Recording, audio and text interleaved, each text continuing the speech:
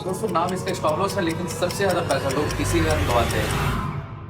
इसका रीजन क्या है? गलत जगह पे स्टॉप लॉस को प्लेस करना। तो दोस्तों जैसा कि आप जानते होंगे कि स्टॉप लॉस का बेसिकली मतलब ये होता है कि जब मार्केट हमारे अकॉर्डिंग ना जाकर के हमारे अगेंस्ट जाना स्टार्ट करता है तो हमारा पैसा पूरी तरीके से ना जाए, इसके लिए हम लोग स्टॉप लॉस का यूज करते हैं। लेकिन सबसे ज्यादा अगर आप किसी भी रिटेल ट्रेडर का पोर्टफोलियो खोल के देखोगे तो उसका जो सबसे ज्यादा पैसा लॉस होता है वो स्टॉप लॉस के जाने के कारण ही होता है। तो इसमें सबसे बड़ी प्रॉब्लम क्या आती है? ये प्रॉब्लम है आपके गलत जगह पे स्टॉप लॉस को प्लेस करना। अभी कैसे हम जाने कि इसमें सही जगह कौन सा है और गलत जगह कौन सा है? हाँ दोस्तों, इस चीज को जानने के लिए आपको सबसे पहला डिसाइड करना है कि आप यहाँ पे गलती क्या कर रहे हो। तो अब इसे किस तरीके से समझें कि ये चीज हमारे लिए कितना घातक हो सकता है और कितना घातक हो रहा है। अब हम लोग यहाँ पे स्क्रीन पे चलते हैं और देखते हैं कि ये चीजें किस तरह से काम करती है। तो अभी हमारे साथ प्रॉब्लम क्या होता है कि जब भी हम लोग यहाँ पे ट्रेड कर रहे होते हैं, हमारे साथ सबसे बड़ी प्रॉब्लम ये आती है कि मान लो कि ये एक एरिया है जिसपे मार्केट ने एक सपोर्ट बनाया है, ठीक है।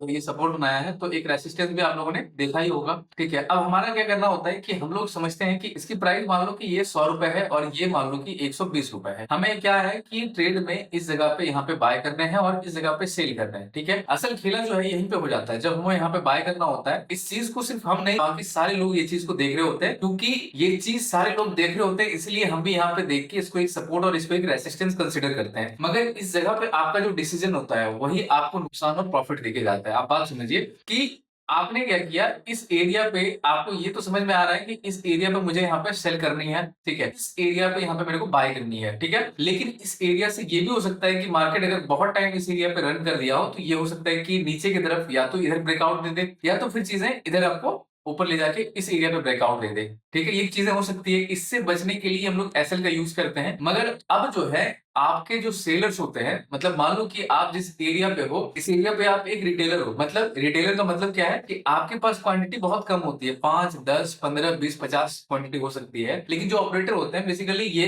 एक दो क्वांटिटी से नहीं, 1000, 10,000, 20,000, 50,000 इस तरह की क्वांटिटी से वो ट्रेड करते हैं। तो बेसिकली उनका प्रॉब्लम आता है लिक्विडिटी का। मतलब कि यहाँ पे जो है ना आपके जैसे बहुत छोटे छोटे प्लेयर्स हैं जो बाय करना चाहते हैं और बेसिकली इनको भी यहाँ पे बाय ही करना है। लोग एक्सपेक्ट करेंगे कि यहाँ से नीचे मार्केट जो है ऊपर की तरफ जाएगा, मतलब कि 100 के प्राइस से मार्केट 120 के प्राइस पे जाएगा। अब प्रॉब्लम क्या आती है कि उनको आपको तो आपकी लिक्विडिटी फुलफिल हो जाएगी, क्यों?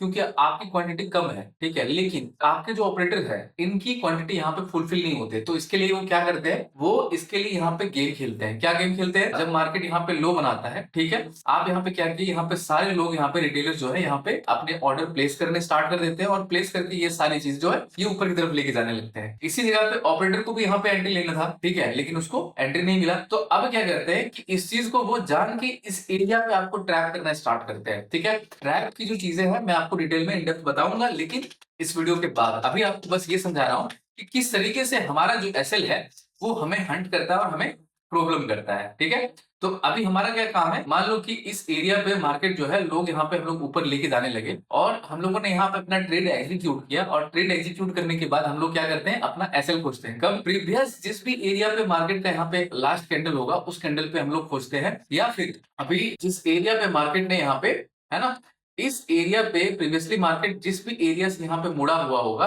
इस एरिया को हम लोग अपना एसएल कंसीडर करते हैं और हम लोग इस एरिया पे आते आते हम लोग यहाँ पे बाय ऑर्डर प्लेस करना स्टार्ट करते हैं। क्योंकि यहाँ पे आने के बाद देखते हैं हम लोग कि यहाँ से ग्रीन कैंडल बननी स्टार्ट हो गई है। रीजन है कि यहाँ पे रिटेल बायर्स जो है एंट्री करने लगते हैं। इसी हड़बड़ी में, इसी जल्दीबाजी में हम लोग क्या करते हैं कि हम लोग भी यहाँ पे ऑर्डर प्लेस करने कर लगते हैं, क्योंकि यहाँ पे हम लोग को ग्रीन कैंडल बनते हुए दिखना स्टार्ट हो जाता है। सबसे ज्यादा मिस्टेक लोग यहीं पे करते हैं। अब ये ग्रीन कैंडल के कारण क्या हुआ कि आपको एंट्री यहाँ पे लेनी थी, आप इस जगह पे एंट्री ले गए। अब यहाँ पे क्या करते हैं कि ऑपरेटर्स आपके साथ एक चाल चलते हैं कि जो ऑपरेटर्स होते हैं वो सेल करना स्टार्ट करते हैं ताकि आपकी जो प्राइस है ये पूरी तरीके से आपको मार्केट जो है बाहर निकाले। कैसे? क्योंकि आप जैसे यहाँ पे एंट्री लेते हो, एंट्री लेने के बाद आप लगाते हो पिछले कैंडल के लो पे अपना एसएल लगाते हो। इसी चीज पे आपकी एसएल जो है वो समझ जाते हैं कि आप में से लगभग लोगों का एसएल यहाँ पे हो है। क्यों?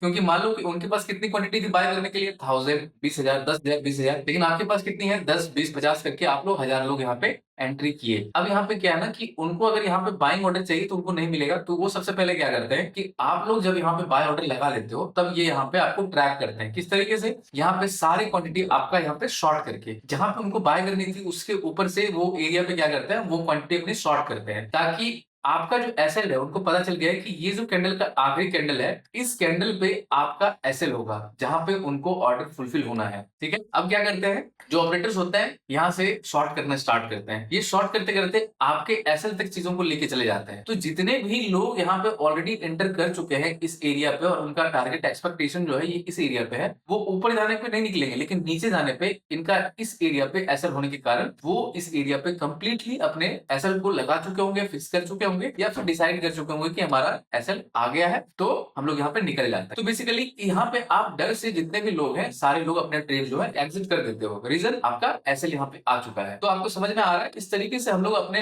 एसएल के कारण यहाँ पे अपना प्रॉब्लम जो है हमारा यही है। ठीक है, इसी एसएल के कारण हम लोग क्या करते हैं, सबसे ज्यादा पैसा अपना गवाते हैं। तो इस चीज से बचने का सबसे आसान तरीका क्या है? ठीक है, अगर मैं प्रॉब्लम बताया तो सॉल्यूशन बताऊंगा। तो ये इसका सॉल्यूशन क्या है कि जब मार्केट आपका इस एरिया पे आपको ग्रीन कैंडल बनाते दिख रहा हो, आपको एंट्री नहीं करनी, समझे? आपको क्या करना है, एंट्री नहीं करना है। तो आपको करना क्या, आपको कैसे पता चलेगा कैसे कि आपकी एंट्री यहाँ पे मिस हो गई है या फिर आपकी एंट्री आपको मिलनी है? आप यहाँ पे जैसे ही यहाँ पे मार्केट आता है, आपको फाइंड आउट करना है अपना एसएल। कौन सा एसएल? कि मार्केट ने पहले एसएल कहाँ पे दिया है, इस एरिया पे। ठीक है, और अभी आप कहाँ पे एंट्री कर रहे हो, इस एरिया पे। आपको वेट करना है कि मार्केट ने एंट्री तो दे दी है, लेकिन क्या आपको कोई एसएल बना के दिया है? नहीं, क्योंकि आप इस जगह पे पहले एंट्री ले रहे हो, उसके बाद एसएल खोज रहे हो। अब आपको यही काम थोड़ा सा उलट करके करना है। क्या करना है कि आपको पहले एसएल अपने फाइंड आउट करनी है, उसके बाद आपको एंट्री के लिए प्लान करना है। अब इसमें बताता हूँ बेनिफिट क्या होगा आपको। यहाँ पे आप देख रहे हो कि इस एसएल के पास अधिकतर लोग यहाँ पे एसएल लगाने वाले हैं। तो आपको क्या वेट करना है कि आपकी एंट्री का जब मार्केट में एरिया आ जाए, ठीक है, दिखना स्टार्ट हो जाए, ये हमारी एंट्री की एरिया है, आपको वेट करना उस जगह पे। क्या वेट करना है कि मार्केट अपने पिछले एसएल को यहाँ पे हंट करे। इस एसएल को जब ये हंट कर देगा, उसके बाद मार्केट की स्थिति देखनी है। क्या यहाँ पे आने के बाद, इस एसएल को हंट करने के बाद मार्केट यहाँ से ऊपर जाना स्टार्ट कर दिया या फिर अभी भी डाउन जा रहा है? अगर वो डाउन जा रहा है और मार्केट में आपको दिख रहा है कि ये मार्केट का एक सपोर्ट है, आपको वेट करना है क्या, मार्केट में पूरे तरीके से इस जगह पे लिक्विडिटी खत्म होने दीजिए।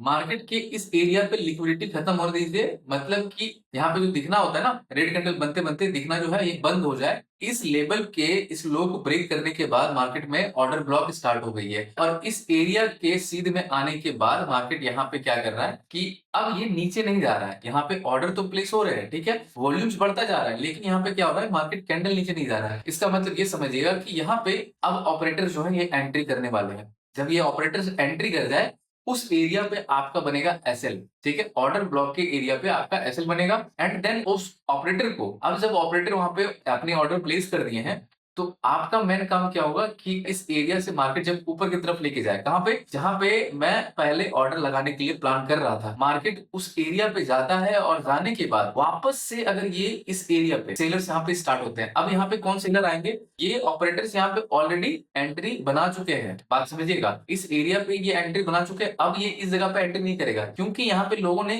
जिस लोग को यहाँ पे एंट्री मिली थी शुरू में, कौन, बायर जो थे यहाँ पे, उस बायर को क्या है ना कि अब चीजें यहाँ पे नेगेटिव दिखनी स्टार्ट हो जाएगी। ठीक है, वो लोग इस चीज को नेगेटिव देखना स्टार्ट कर दिए और इस जगह पे क्योंकि मार्केट ऊपर आया, अब यहाँ पे लोग जहाँ पे बाय कर रहे थे वहां पे सेल करना स्टार्ट करेंगे। ठीक है, और बाय में जहां से मार्केट ने रिवर्सल बनाया है, उस एरिया पे लगभग लोगों का एसएल होगा। अब यहाँ पे रिटेलर क्या करेगा कि इस जगह पे एंट्री बनाएगा, इस जगह पे एसएल बनाएगा, लेकिन क्योंकि ऑपरेटर ने इस जगह पे एंट्री बना ली है अपनी, अब ये क्या करेगा कि मार्केट जो है ये ऊपर जाने की कोशिश करे। तो ये यहाँ से लगभग इस एरिया तक ये एंट्री बनाता रहेगा और जितने भी लोग यहाँ पे एंट्री बनाए, ठीक है, इस एरिया पे जो लोग यहाँ पे सेल किए हैं, उनकी भी क्वांटिटी जो है खुद से वो बाय करेंगे। मतलब कि इस एरिया से बाय करते करते वो इस एरिया तक बाय करेंगे। अब आपका काम क्या होगा कि ये जब इस एरिया पे बाय किए, आपको एंट्री नहीं बनानी है, इस एरिया पे बनानी है। क्यों?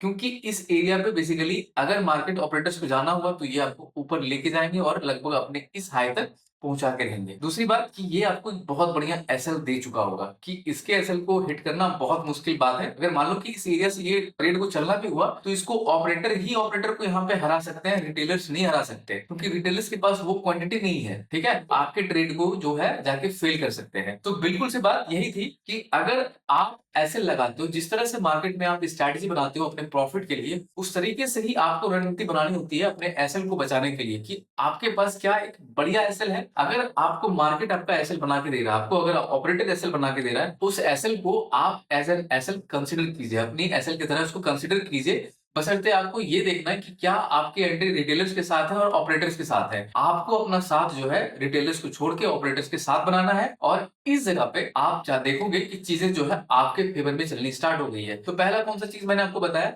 कि आपको रिटेलर्स के साथ एंट्री लेने से बचनी है। रिटेलर्स को जब ऑपरेटर ट्रैप कर रहे हो, आपको उनके साथ चलना है और सबसे पहले आपको एसएल फाइंड आउट करना है। और दूसरी चीज जो है, आपको एंट्री से पहले अपनी एसएल फाइंड आउट करनी है। ये चीज करने के बाद जब आपको आपके ट्रेडिंग में बदलाव ना दिखे तो आप मुझे बताना। तो आप इस वीडियो के नीचे मुझे कमेंट करना कि भाई साहब आपको फायदा हुआ है, या फिर जो भी चीजें आपको फायदे लगी है आप प्लीज मुझे कमेंट बताना, ताकि मुझे भी इसमें मोटिवेशन मिले कि आपको कुछ अगर सिखाया हूं तो इस चीज से आपको बेनिफिट हो रहा है। सो वीडियो अगर अच्छा लगा तो please like share and do subscribe.